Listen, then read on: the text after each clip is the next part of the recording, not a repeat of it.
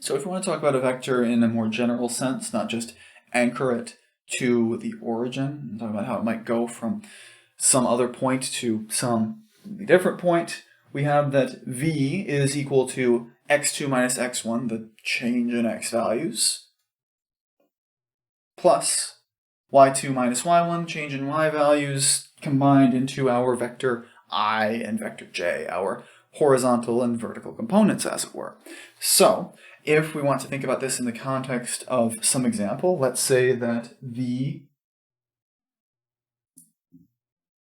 is from some point 1 at, we're going to say negative 1, 3, to a terminal point P2 is 2, 7. We can just use this general form here to write out our vector. That is, for this we will have v is equal to x2 minus x1, 2 minus a minus 1, I, for our horizontal component, plus y2, 7, minus y1, 3, with j for our vertical. And so, pulling these together, we will end up with, for our vector in this case, 3i plus 4j. So thinking about what this looks like graphically, thinking about how we could represent this, we have both that vector from the origin, 3i plus 4j, as it were, starting from the top.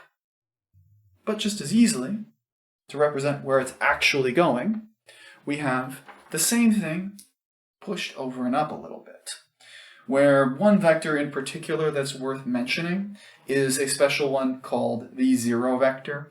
That is the vector of magnitude 0, where the 0 vector has a very basic form.